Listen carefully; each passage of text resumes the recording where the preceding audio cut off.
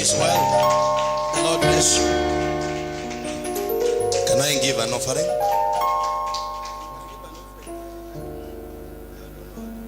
Isi ya Mungu ni yako. Praise the Lord. You know, let me tell you something when he is here. There is something, you know, we I think Kenyans, we are very denominational, not biblical. Very denominational. When you go to a man of God, biblically it was supposed to be you go with an offering for the man of God. You know, unaona hata bishop anakataa hiyo sababu we only know that offerings are for God, but there is an offering for a man of God.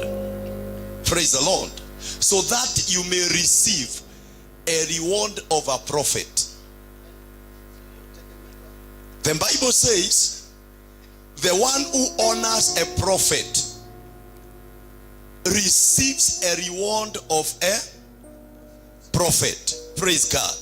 So it's good to learn sometimes to give an offering for a prophet and tell him, sir, go and take lunch because you are my prophet. So now, because I'm preaching on an altar that is not mine, I am seeking for authority to stand here. That's why I'm giving an offering. Praise the Lord. Amen. God bless you, sir. Amen. And be giving him an offering, not for God, for him. Amen. Ya unakuja na unamwambia hii ni ya Mungu na hii ni yako. Amen. We may be seated in Jesus' name. Well, I am happy to be here. I wanted to be here from, I think, Thursday, but a number of reasons, a number of things happened which could not allow me to be here. And I want to say thank you so much, Bishop, for this invitation. And it's an honor to me. I really appreciate.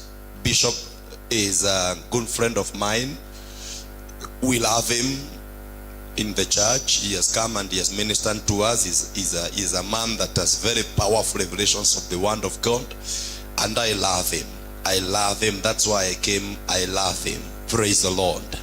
Now I love his family. I love his wife. A very blessed couple, and I know that I walk with the right people, and I'm in the right place. This man, when I have not come here on a Sunday, but I've come on a weekday. But this man keeps people very comfortable. Very comfortable. He took me to where I'm resting, and he told me, if you are not comfortable here, tell me. We are going to look for a place where you'll be comfortable. Thank you, son. God bless you so much. Amen. Amen. I love your spirit, church. The Lord bless you so much. One of the things I know, I've started a number of churches, and I know one of the greatest challenge is to start a church. Nobody wants to be in a place where people are starting. People want to be in a place where things are already done. Praise God. And I tell people, me, I've been called daddy, father, my prophet many times until I feel this thing, it's nice, God is moving. But tomorrow the same person who comes even on that and says, this man, I'll never leave him, tomorrow he leaves me in them light when I lead into them. May the Lord always strengthen you, sir. Amen. Amen. Praise God. I came with friends, sons, and I'm so happy to see them. Anthony, Jeremy, Grace. Wow, Grace, I was not expecting you. You are making my smile bigger. Why don't you guys stand and just wave? Yeah, this is Jeremy. This is Anthony and Grace. Grace is wife to Anthony. I'm so happy, and you know I love you. I love you. These guys stay here, so I told them I am coming, and I'll be so happy to fellowship with you together, and after that we sit somewhere and take a cup of tea. I love you. Thank you. God bless you. God bless you. Pauline, praise the Lord. Wow, this lady is also a very good friend. Very good friend. I also told her I'm allowed. Please come to church. Amen. Thank you. Thank you. Thank you. Now, do you give me permission to preach for a short time? I am a preacher who preaches long. I know my guys are wondering when I'm saying preach a short time, but I want to try and preach it for a short time. Praise the Lord. And it's this conference as a topic. Well, I need security here. Oh, thank you, Jesus. Now, this conference as a topic or a theme, divine grace, walking in the divine grace. Yes. I think I will not be very far from that, because I have given my message a topic, walking in the prophetic. Walking in the prophetic. I don't know what kind of a preacher you like. I can be a fiery preacher who preaches and jumps. I know how to jump. I know how to preach until people stand. I know how to preach one-on-one. I know both of them. And today, I feel I want just to go systematic, that we may be able to get something. Because I'm convinced in my heart that there is something God has for us, for the church and for an individual. Praise God. And I'm sure that within the time we have, there is something that will have happened in your life. Now, I'm not bringing a new scripture. I want to bring a scripture that you love most, because I know this scripture is loved by many. Jeremiah 29. Jeremiah 29. I know now many, they can even tell what I'll preach, but I'll surprise you. I will not preach that. Praise God. Najua kuna watu wanajua kupredict mhubiri. Jeremiah 29 from verses number 4. From verses number 4 to 14. Bible says, thus says the Lord of hosts, the God of Israel, to all who are carried away captive, whom I have caused to be carried away from Jerusalem to Babylon, build houses and dwell in them, plant gardens and eat their fruits. Take wives, beget sons and daughters, and take wives from your sons, and give your daughters to husbands, so that they may bear sons and daughters, that you may be increased there and not diminished. And seek the peace of the city where I have caused you to be carried away captive, and pray to the Lord for it, for in its peace you will have peace. For thus says the Lord of hosts, the God of Israel, do not let your prophets and your diviners who are in your midst deceive you, nor listen to your dreams which you cause to be dreamt. For they prophesy falsely to you in my name. I have not sent them, says the Lord. For thus says the Lord. I want you to look very keenly on verse 10 and 11, because that's where our message is. For thus says the Lord, after 70 years be completed at Babylon, I will visit you and perform my good word toward you, and cause you to return to this place. For I know the thoughts that I have for you. For I know the thought that I have toward you, says the Lord, thoughts of peace and not of evil, to give you a future and hope. Then you call upon me and go and pray to me, and I'll listen to you.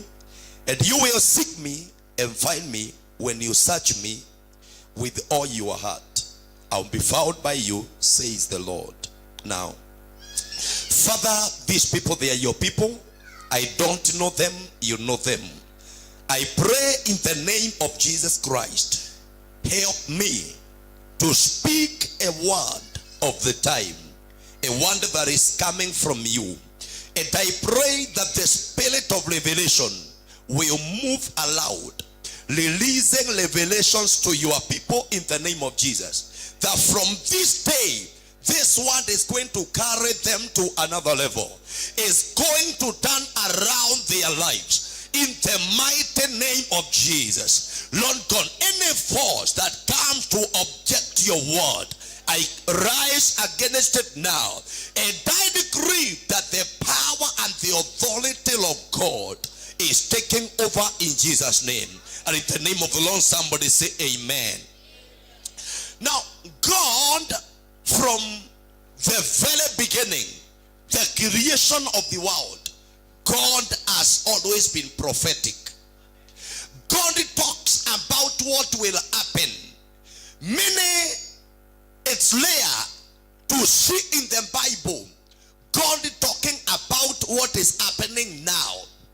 Mostly, you will find it's preachers who talks about what is happening now. But most time, the Lord talks about what he will do. When we talk about prophecy or being prophetic, most times people imagine of a preacher who comes and tells them what is making them sick. People imagine of a preacher who comes and tells them about who is bewitching them. Anytime people hear of prophecy, they think about that person will come and say, I have seen a flog at the door of your house. That is what comes in our minds. But that is not prophetic. That's, in other words, when it is true, we can say it is the word of knowledge. But the prophetic, it's when we are talking about prophecy, is the grace of God that tells the mind of God about your life or about a country. It is the grace of God that tells what God is doing or what he will do. So when we are talking about this thing, walking in the prophetic, we are not talking about understanding things that trouble your life. We are talking about understanding what God is doing, where he is taking you and walking in it. Praise the Lord. And I believe that as we end this word, we are going to have learned something that will help us move along. Most times, people are discouraged in life because of lack of understanding. Jesus said, my people perish for lack of knowledge. So the greatest enemy of man is not the devil. The greatest enemy of man is not witches. Let me say this. Witches have no power to destroy your life. They have no power. Let me say this. The devil is not even allowed to destroy your life. The weakest believer in this house has authority over the biggest demon. But according to Jesus, the trouble is here. Our understanding, what we know and what we don't know, it determines how our life will be. It determines how our future will be. The authority of unbeliever is not in the number of days they pray and they fast. The authority of unbeliever is in what they know.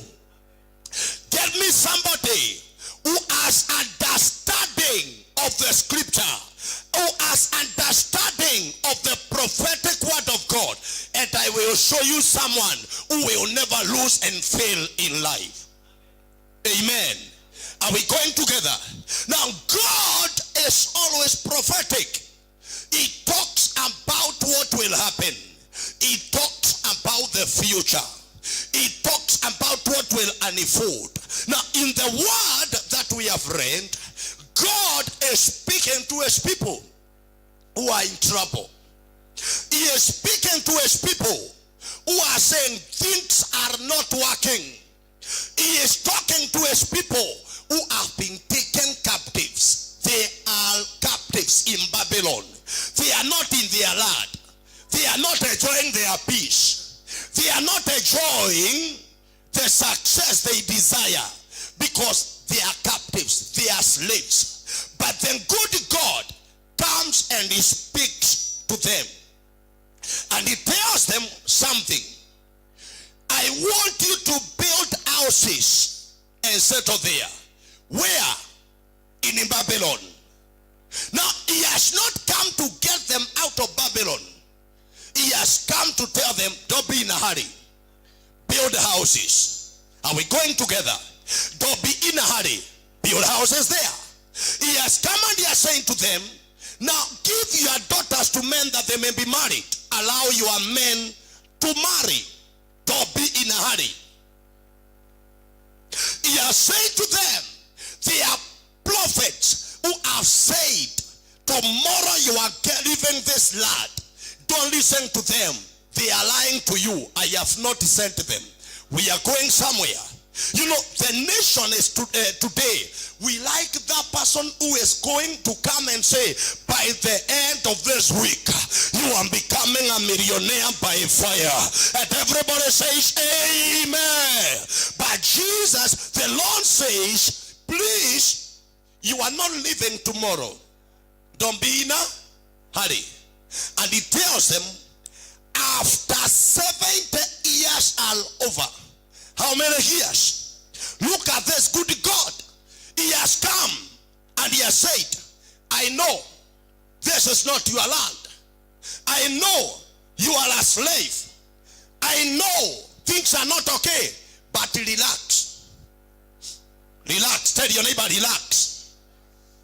He tells them, relax. The troubles you have, I know them. I understand them. But there is a time I have set to get you out of this trouble. And that period is 70 years. So he says, don't let anybody tell you that you get out of this land before 70 years are over. So you'll be in this land for 70 years. He tells them, the dreams you cause yourself to dreams. Praise God. Don't believe in those dreams you dream. They can deceive you. You know, sometimes we dream because of what we think, of what we experience, of what we desire. Not every dream is coming from God. I have taught my people, handle dreams carefully. They can make you lose your destiny. Praise God. Dreams, God tells them, even the dreams you cause yourselves to dream, don't allow them to mislead you. For after 70 years are completed, I love preaching with these days. Can we have that verse? Verse number 10. Is it verse number 10? Yes. Yes, verse number 10.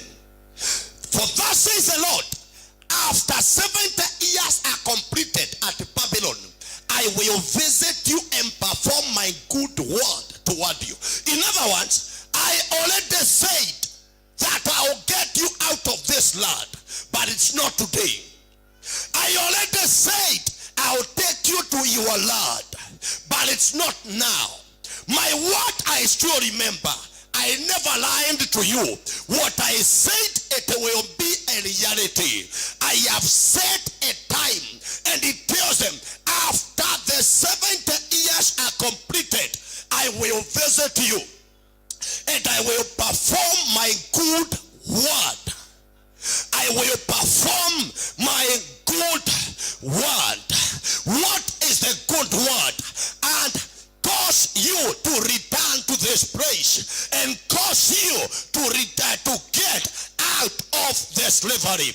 As I start to preach, I want to declare into the life of somebody here, then God who called you, he is a faithful God.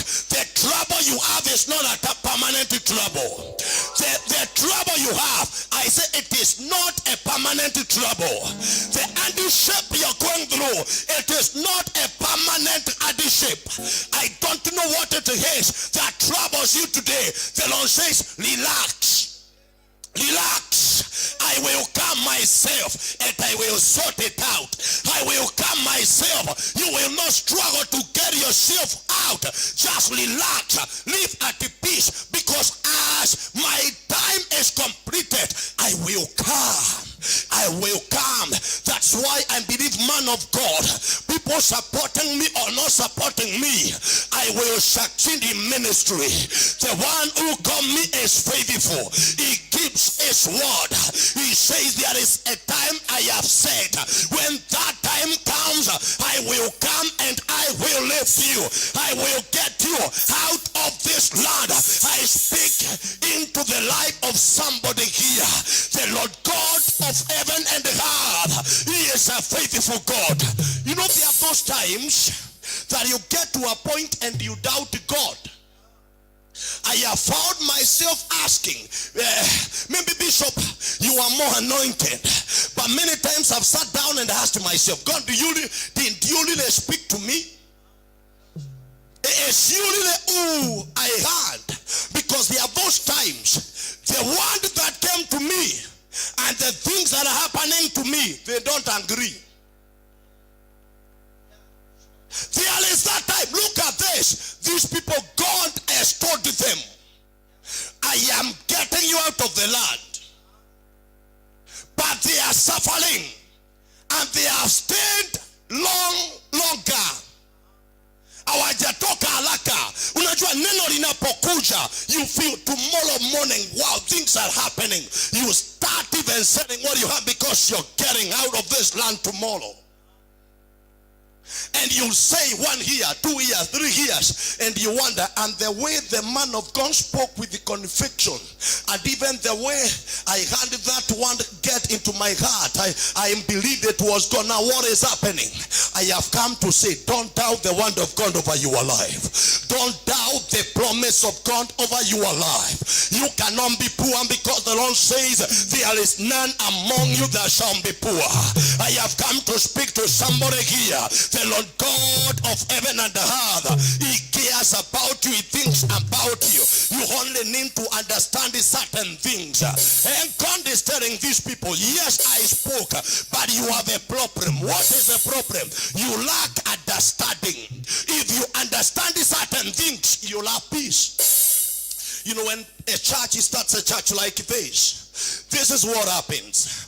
My God, this is what happens. People come with excitement and they feel this church, within 2-3 years, we are going to be a mega church. We will have 5,000 people. And you stay and you feel we are not increasing. Actually, instead of increasing, people start going and you start wondering, what is wrong now with our pastor? You know, that's what happens. And that time you feel after that chain prayer and the fasting, you were expecting people to increase in church, but some people left. So at that time, people turn to the pastor and they say, we don't know, these days it's like our man of God is not praying like before. We think something is wrong with him. We think now he has missed the way. Some other preachers start talking to you and they'll tell you, now you are operating under a wrong grace. I have come to say to somebody, nothing wrong with the grace, nothing wrong with the man of God. It's about the timings of God.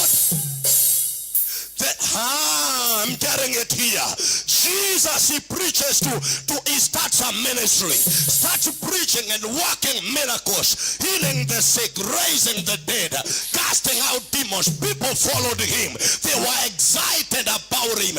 He had many disciples, and one day he started teaching foundational messages, and he told the people, for you to walk with me, you have to eat my flesh and you have to drink my blood. And they told him, sir, something is now changing in your ministry. This is not the pastor we believed in, Jesus. This is not the man we were following before. You are starting to change. And they told him, this message is too hard. Nobody who can believe in it.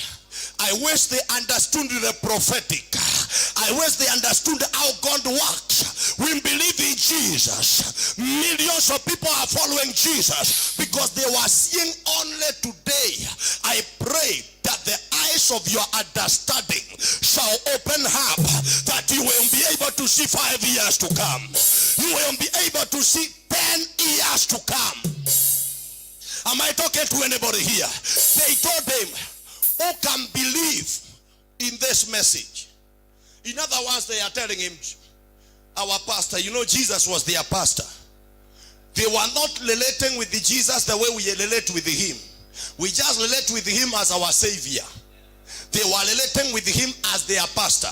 So they told him, Pastor, your message now has become very hard. You are not preaching the way you used to be.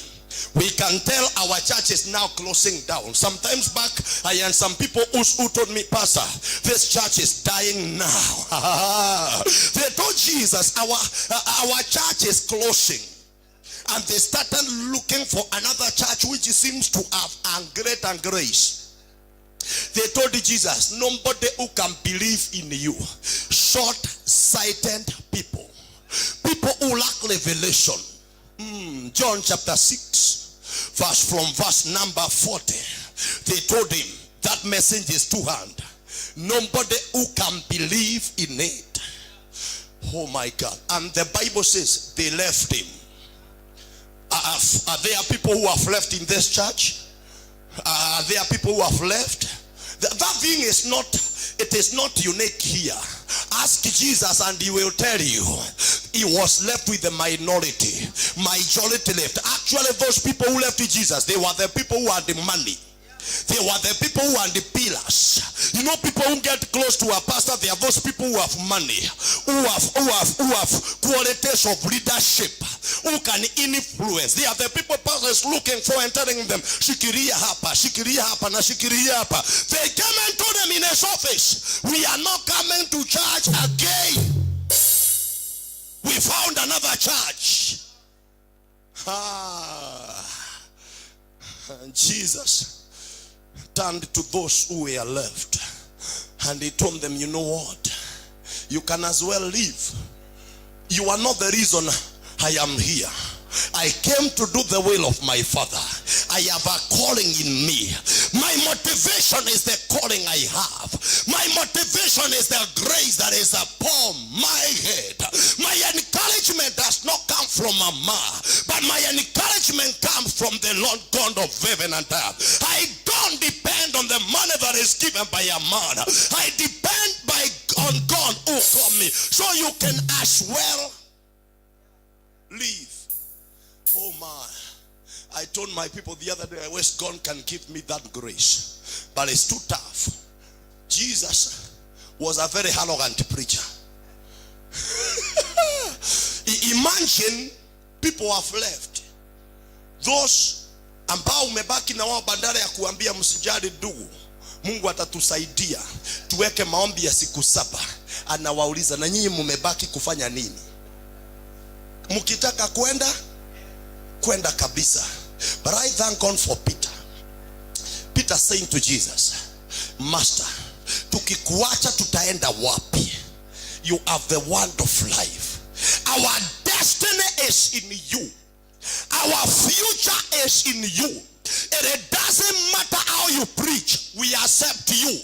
We accept your weaknesses. We agree with our brothers who have left. The message has become too difficult. But you are our Father. You are our prophet. I don't know if I'm talking to anybody here. You are our prophet. We understand the prophetic. Our future is in you. Let me tell you something. You will never benefit from a man of God until when you start relating with him spiritually. Okay, mtu hapa. Yesu akawajibu akawaambia, that revelation has come from the Lord. This flesh profits nothing, but the spirit gives life. In other words, if your relationship with me is shallow, if your relationship with me is based on human standards, you will never get anything spiritual. You will never get anything from God, because the prophets, you know, we men, we look at just physical things. We look at physical things. You have a wife, you have a husband.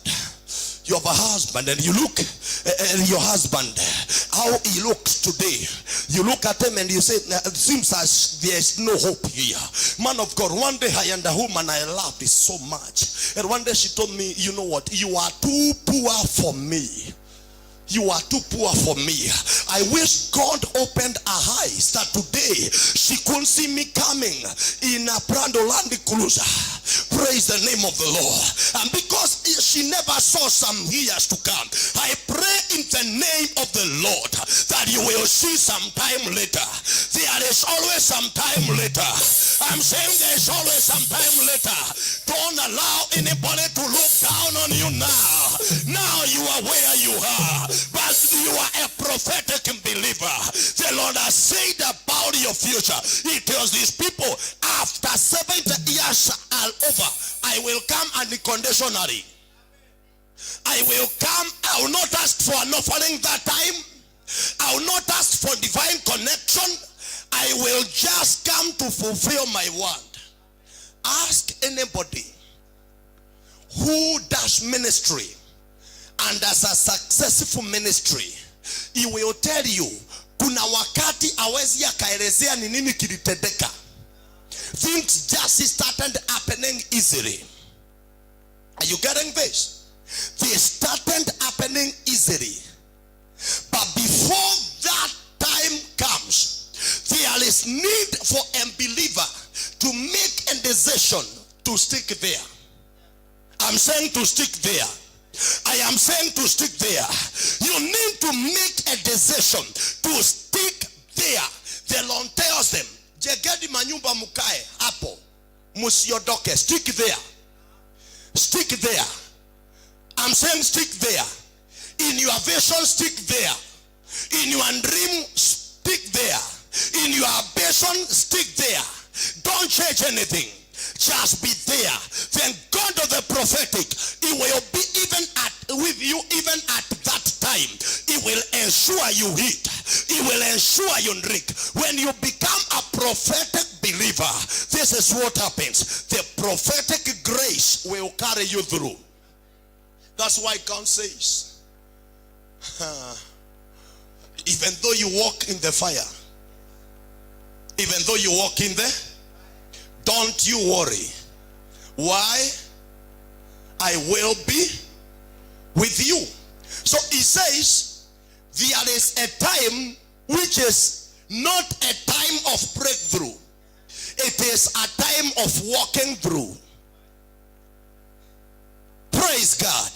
Are you getting this? There is that time a preacher comes and he says, this month in the name of Jesus is a month of great breakthrough.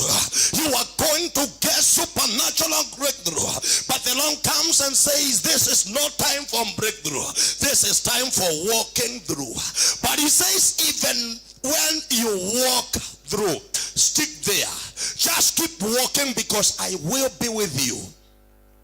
And you know what happens with the church is this. The times of walking through, we always say, Lord, this fire is too much. This gospel has become so tough. Nobody can believe in it. We want to look for a gospel that is exciting. We want to have a gospel that is kind of giving hope. We want to get a gospel that is giving a solution now. But the Lord says there's a solution, yes, but I have set times.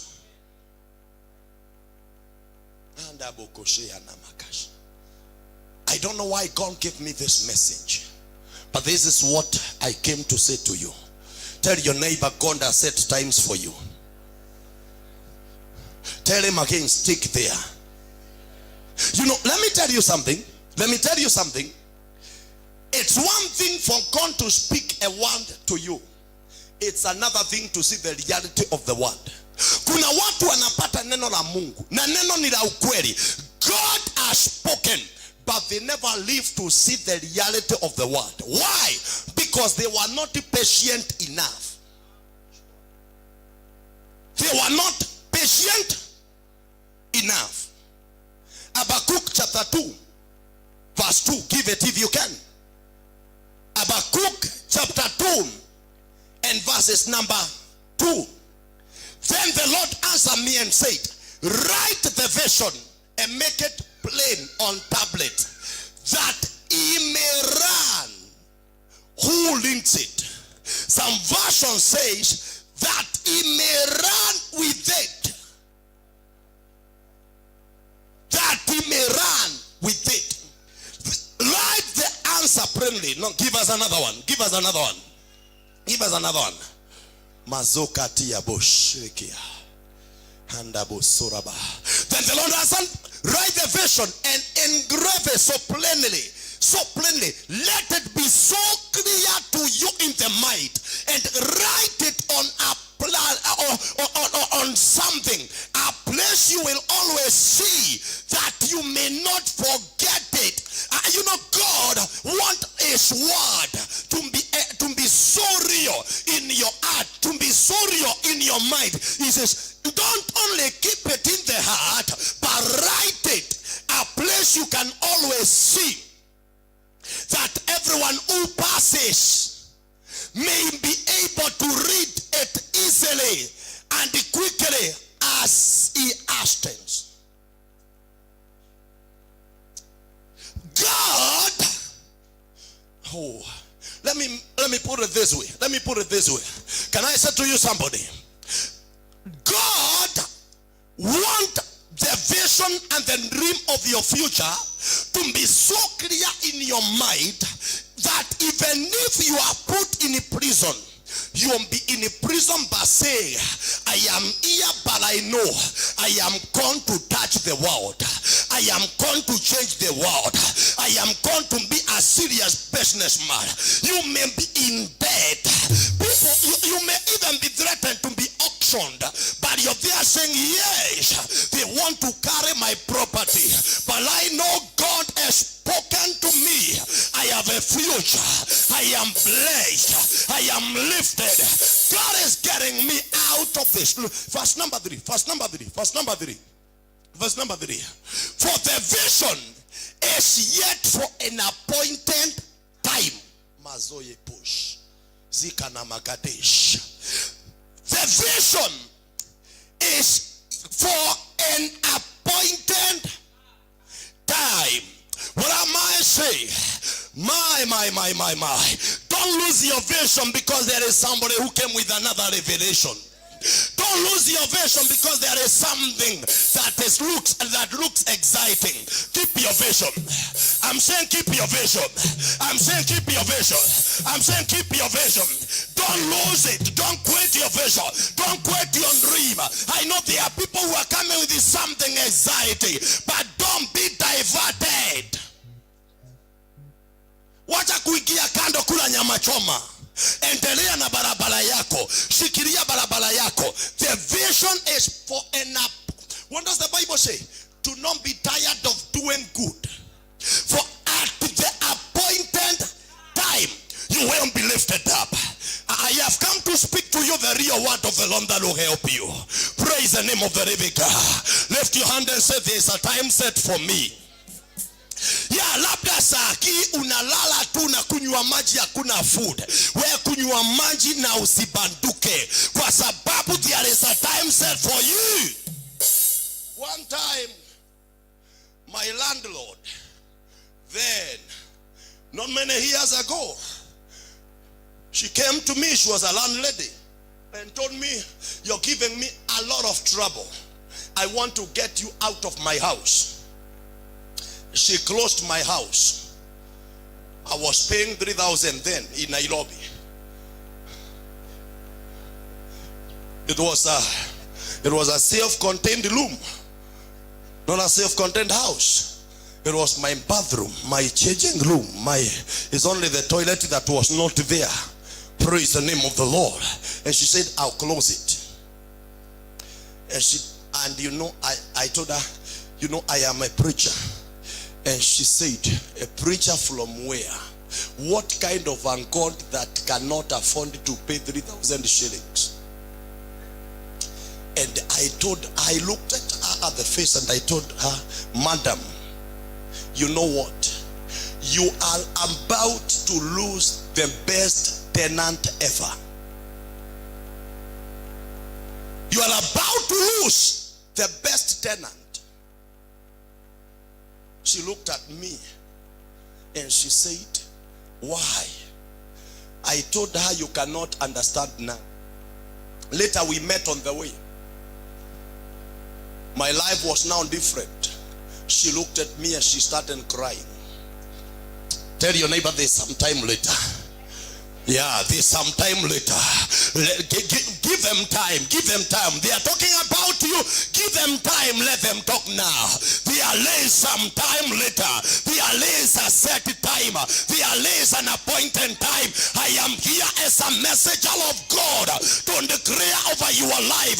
You are a supply of this generation. You are a testimony of this generation. Let them look at you now. Let them laugh at you now. A day is coming. You will not have to struggle. You will not have to share a testimony. They will see hate. Right now I don't have to share my testimony. They look at me and they say, surely the Lord is with you. I have come to speak over the life of somebody here. Don't you worry about where you are. That day is coming. That day is coming. Don't be tired of doing good. What you believe in doing, continue doing it. What you do in the house of the Lord, continue doing it. There may be nobody to encourage you. Encourage yourself in the Lord. Strengthen yourself in the Lord and keep on walking. God believes in you. People may not believe in you, but God believes in you. Men may not believe in you, but God believes in you. Pastor Roy, God believes in you. Keep on studying. Keep on studying. Let them not show you your weaknesses. When the Lord appointed you, he had seen those weaknesses. Moses akajaribu kuangalia weaknesses zake, akaambia Mungu tazama, mimi hata sijui kuongea vizuri. Mungu akamwambia shut up. Wakati nilikuita, nilikuwa ninaona Joshua, hapa nilikuwa naona Halo ndugu yako ambaye anajua kuongea vizuri, nilimwacha nikakuita. What have I come to say to you? I have come to say God believes in you. Oh, he does not care about your tribe. He does not care about your age. He does not care about where you went to school. He says, I have a time for you. Let them,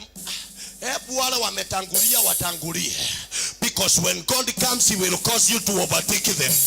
When God comes, he will cause you to shine.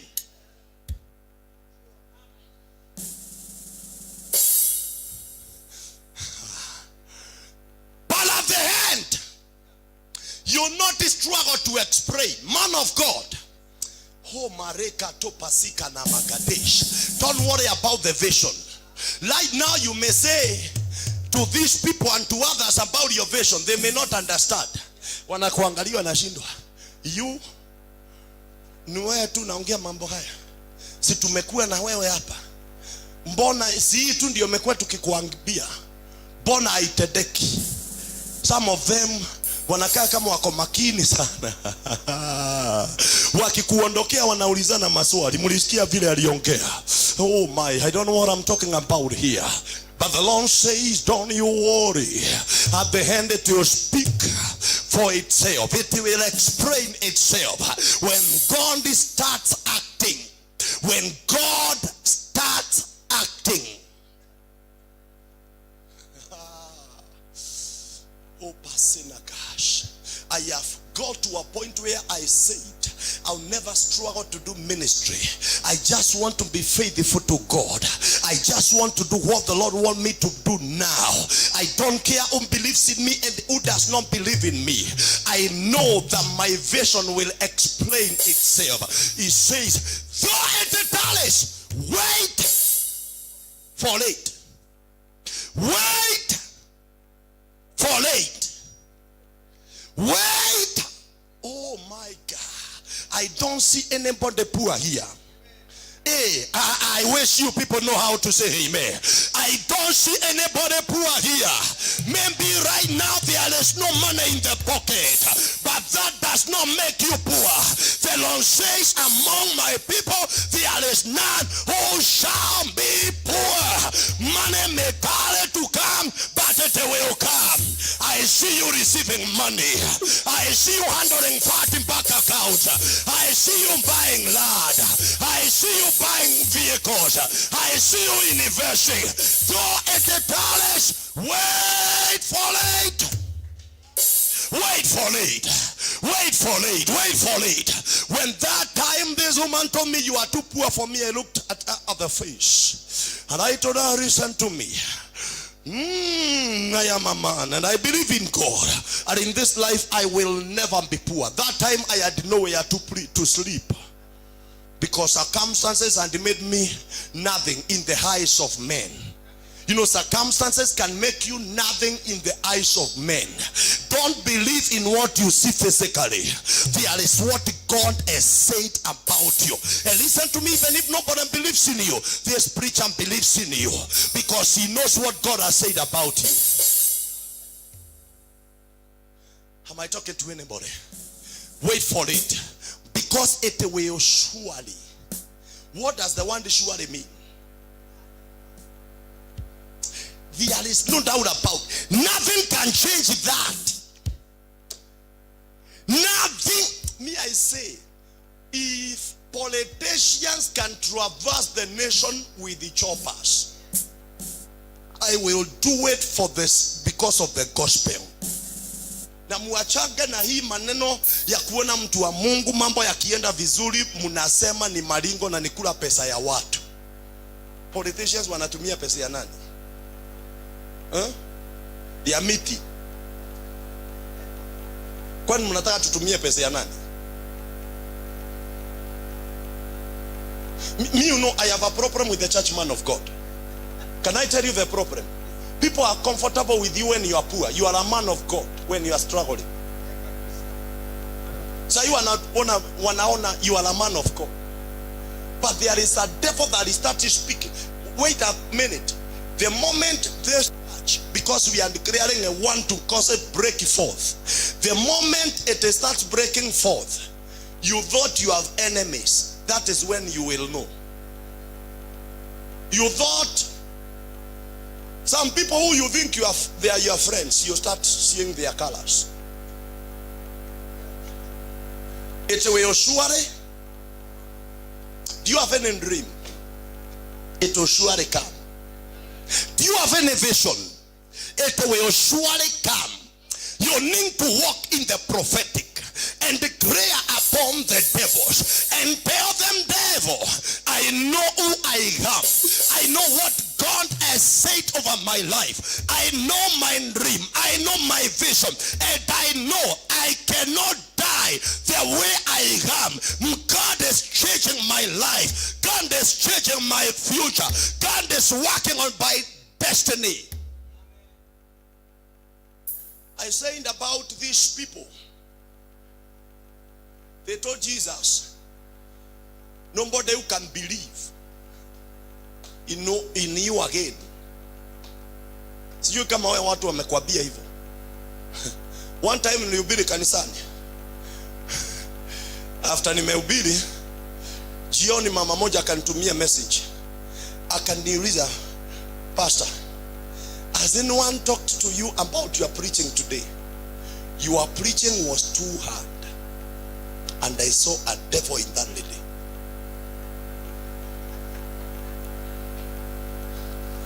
Your preaching was too hard. A few days after that, they left and they started another church. Because my preaching is too, and they called it Copy Christ Church. Copy Christ. In other words, I don't know who I was copying. What am I trying to say here? I'm trying to say this. There are those times people will look at you and they cannot understand you. And as a matter of fact, there is no man who can understand you. Even your wife, even your husband. There is nobody who can understand your destiny. destiny. It is so hidden. Can we go back? Can we go back to Jeremiah chapter 29 verse 10? It's your destiny. It is so hidden. It's so hidden that there is nobody who can understand. For thus says the Lord, after the 70 years are completed at Babylon, I will visit you and perform my good one toward you. My brother, listen to me. God will come and fulfill the word that he has spoken over your life. It doesn't matter whether people are with you or not with you. All these people, they have known you when you are an adult and when you are anointed. The one who anointed you, he is coming